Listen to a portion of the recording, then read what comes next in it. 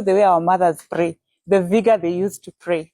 And that is what we are going to talk about today. Today we are going to talk about prayer as a tool for advancing mission work. Yeah. And before that, I'd encourage you to share your experiences, but also really to look at our other videos where we've talked about prayer or any other things that we've talked about as tools to advancing mission work.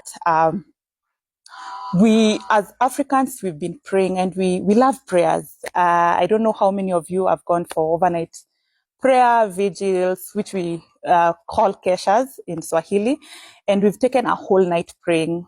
What are some of the things we pray about during those vigils? Maybe a new car, maybe a new house, but how many times do we take time to pray for God to send missionaries, for God to give missionary boldness, for God to quicken our heart to be passionate about mission work? You can pray about compassionate hearts, that the same compassion God has for the lost, we will get that compassion and we will start thinking mission. We'll not think about the big cars we want, we'll not think about the big houses we want, which are there are good things to pray about, but our prayers shouldn't be filled with those things. The Bible says that the harvest is plentiful, but the laborers are few, that God will send more and more of the laborers, especially African missionaries. So I want to share a story of a friend of mine who went to Europe and was sharing with friends in Europe, a couple actually, about his vision and call for mission work.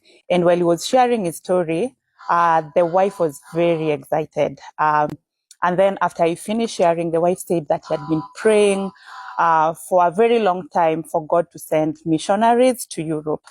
And from that story, I think you can see the importance of prayer. Prayer is very important. The Bible says, I think it's in Matthew 24:14, that the gospel will be, and this I'll paraphrase, that the gospel will be shared, will be preached to the end of the world, and then the end will come.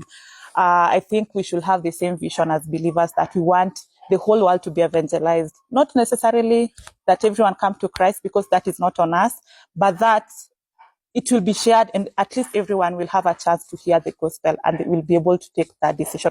Of course, as we pray that more and more souls will come to Christ, but really that that gospel will be able to spread. And how can it spread without us, especially as Africans, who were recipient of the gospel from other places, the East, the West, and also different places, really, that this is our time to go out there and share the gospel with them.